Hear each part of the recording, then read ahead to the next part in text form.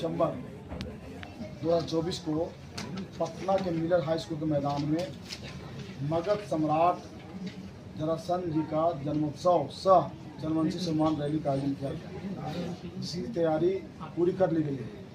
पूरे बिहार के लोगों में काफ़ी उत्साह है, उमंग है और लोग आज शाम से ही आना लोग शुरू कर दिए। हमने चाहा कि आप लोग बता दें, यह कार्यक्रम ऐतिहासिक होगा और यह कार्यक्रम इसलिए ऐतिहासिक होगा कि हम जिनके वंशज हैं, मगध सम्राट जरासंध जी अपने ज़माने के मगध के सम्राट थे और उनको साजिश के तहत जब हत्या हो गई तो हम बिखर गए, हम टूट गए।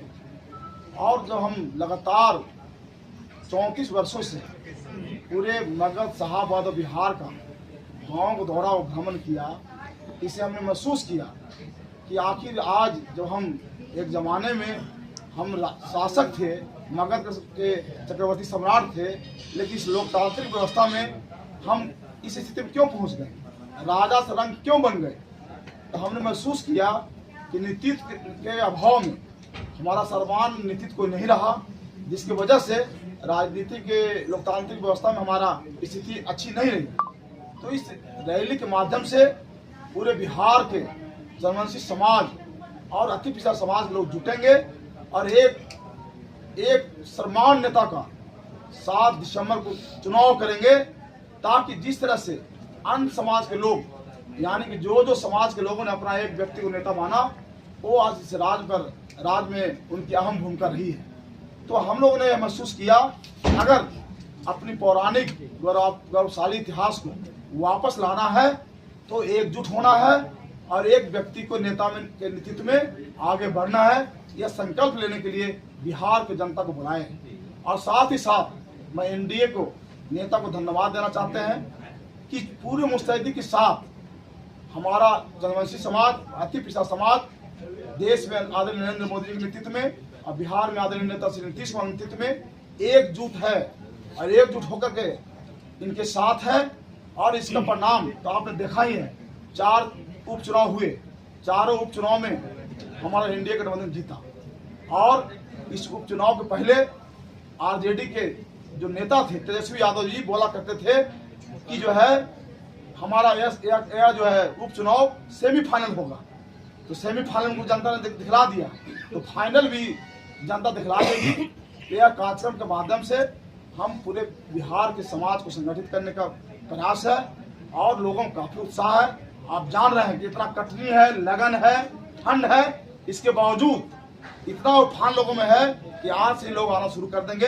हम आप लोगों से आग्रह करेंगे कि रात्रि में भी आकर का पंडाल में आकर लोगों को आप देख सकते हैं। तो लोगों में काफी उत्साह है, उमंग है। और इस कार्यक्रम में माननीय मुख्यमंत्री जी, दोनों उप मुख्यमंत्री जी, हमारे प्रदेश का अध्यक्ष डॉक्टर दिलीप जायसवाल जी और हमारे बिहार के प्रभारी विनोद तावड़े जी, एनडीए के तमाम लोग, माननीय चिराग पासवान जी, जीतनराम मांझी जी, आदरणीय नित्यानंद राय जी समेत तमाम एनडीए गठबंधन के लोग इस कार्यक्रम में आने की सहमति दी है। मुझे पूरा आशा है कि सभी लोग रहेंगे और यह कार्यक्रम अभूतपूर्व कार्यक्रम होगा, ऐसी हम उम्मीद रखते हैं। न वैसी कोई बात नहीं, हमने लगातार समाज को संगठित करने का, चूंकि हमने कहा कि मगध सम्राट जरासंध जी के हम लोग वंशज और मगध सम्राट जरासंध जी अपराजय नेता थे, कभी पराजय नहीं हुए थे, इसलिए उनको चक्रवर्ती सम्राट कहा जाता था। लेकिन उनके समय में जब वो लड़ते होंगे, युद्ध करते होंगे, तो कई हजारों सैनिक मारे जाते होंगे, लेकिन शासन मेरा खत्म नहीं हुआ। लेकिन जब उनका साजिश के तहत हत्या कर दिया गया तो हमारा शासन खत्म हो गया, हमारे लोग बिखर गए, हमारे लोग टूट गए। तो अब तो लोकतांत्रिक व्यवस्था है, इस लोकतंत्र में हम कैसे मजबूत हों और पुनः हमारा जो गौरवशाली इतिहास था वह इतिहास को पूरा कैसे दोहराए हैं, इस दोहराने के लिए पूरे बिहार के लोगों को बुलाए हैं कि इस दोहराने में लोगों को चिंता है, लोगों में यह व्याकुलता है कि हम कैसे इस लोकतांत्रिक व्यवस्था में हम अपना पुराने इतिहास को दोहरा सकें, क्योंकि हमारा इतिहास तो गौरवशाली रहा है। तो इतिहास को दोहराने के लिए का एक शुरुआत है 7 दिसंबर इस राज के जनवंशियों का एक नया इतिहास लिखाने वाला है। उस दिन यह तय हो जाएगा कि बिहार का सर्वमान्य नेता इस समाज का कौन होगा। जब तय हो जाएगा तो आने वाला 2025 उनके नेतृत्व में समाज के लोग रहेंगे।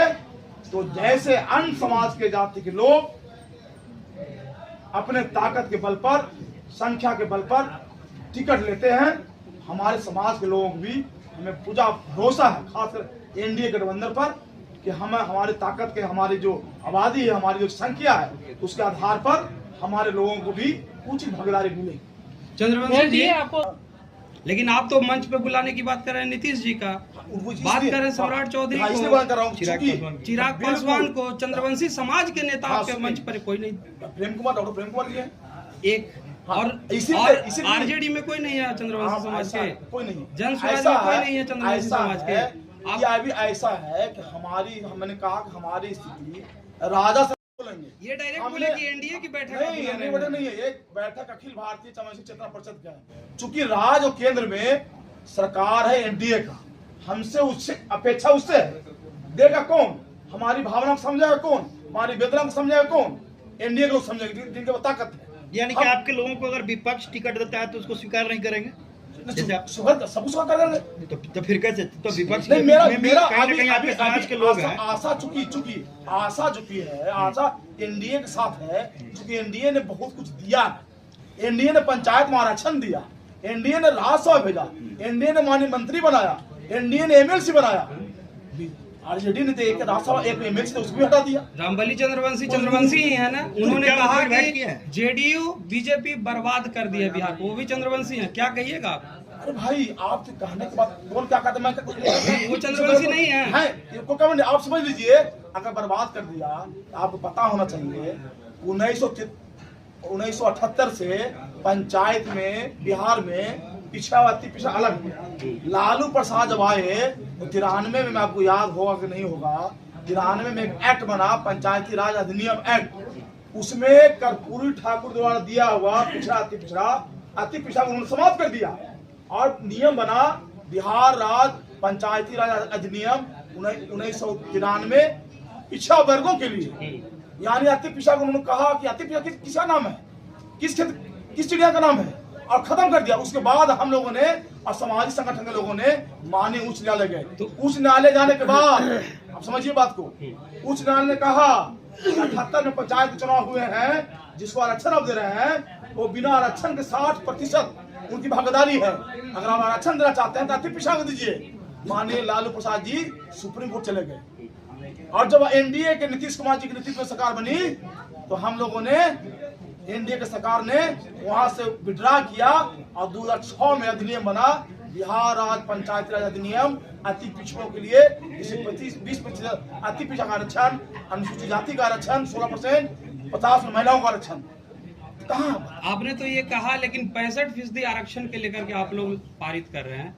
अभी भी पंचायत स्तर पर 37% दलित को, अति पिछड़ा को मिल रहा है, 13% और मिल सकता है। ये क्यों नहीं आप मांग कर लेते हैं कि 13% और देकर 50% जो देने दीजिए? कल देखिए क्या मांग है। मांग हमारा बहुत ही है। एक हम इस माध्यम से जब बात ही आपने खोल दिया है तो मैं बता देना चाहता हूँ कि आदरणीय नरेंद्र मोदी जी को मैं अभिनंदन करता हूँ। आदरणीय नरेंद्र मोदी जी ने 1917 में पूरे देश में पिछड़ों को बांटने के लिए, जो कमजोर पिछड़ा है उसके लिए कर्पूरी ठाकुर की तर्ज पर जस्टिस रोहिणी कमीशन बनाया है। उसका रिपोर्ट आ गया है। हम लोग कल कार्यक्रम जो है उसमें प्रस्ताव है, उस रिपोर्ट को जल्द से जल्द लागू हो, तब जो है दूध का दूध, पानी का पानी हो जाए और देश स्तर पर पिछड़ा का विभाजन होना चाहिए। ये जस्टिस रोहिणी कमीशन का रिपोर्ट है और आदरणीय नरेंद्र मोदी जी का कमीशन बनाया हुआ है। तो जो सोच रहा है हम कमजोर हैं, हम उतना ताकतवर नहीं है कि हम अपने बल पर कुछ कर सकते हैं, लेकिन जो मेरे बारे में सोचता है उसको मजबूती देना है और उसी से अपेक्षा है। क्या ये आरक्षण अगर नहीं बढ़ाया जाता है पंचायत स्तर पे तो आप भाजपा छोड़ दीजिएगा? अरे क्यों नहीं बढ़ाया? जब आप ये समझिए कि जिसने कोई सोचा नहीं था, आज 20% आरक्षण मिल गया। न्यायपालिका में देश में कहीं आरक्षण नहीं है अति पिछड़ों के लिए, केवल बिहार राज्य है जहाँ अति पिछड़ों को न्यायपालिका में पूरा भरोसा है। और नहीं मिलेगा तो फिर क्या होगा? पूरा भरोसा नहीं मिले, कहाँ बात है, मिल ही रहा है, लगातार मिल रहा है। आप पता है लालू यादव के समय में 92 में रैली हुई थी। आप रामबली जी के बाद जो बोल रहे हैं, रामबली जी उस रैली में थे। 1992 में बड़ा रैली गांधी मैदान में हुई थी, उसमें 5 कट्ठा जमीन लालू प्रसाद से मांगा गया था, लेकिन उन्होंने नहीं दिया। और आपको पता है एनडीए की सरकार, आदरणीय नेता श्री नीतीश कुमार बीजेपी की सरकार ने राजगीर में 4 एकड़ जमीन दे दिया। 18 करोड़ की लागत से आदमकद प्रतिमा बन रही है। और सबसे बड़ी बात, जो किसी सरकार का साहस नहीं था, चूंकि महाभारत और रामायण के ग्रंथ के नायक को राजकीय सम्मान नहीं मिलता, लेकिन 2023 से मेरे प्रयास से, मैं उसमें जेडीयू में था, 22 में मैंने उनको कहा 23 से मगध सम्राट जरासंध जी का राजकीय सम्मान के साथ राजगीर में समारोह होता है। इतना बड़ा सम्मान मिला। इंडिया आपको ऑफर वगैरह दिया है क्या सर? इंडिया ऑफर कहाँ बात है? समाज ने, मैंने कहा ना कि 92 में लाखों लोग आए थे गांधी मैदान में, रामबल्ली जी भी थे उसमें, उसका अध्यक्षता रामबल्ली जी किए थे, और 5 कट्ठा की जमीन मांग की गई थी, लालू जी ने नहीं दिया था, और एनडीए की सरकार ने 4 एकड़ जमीन दे दिया।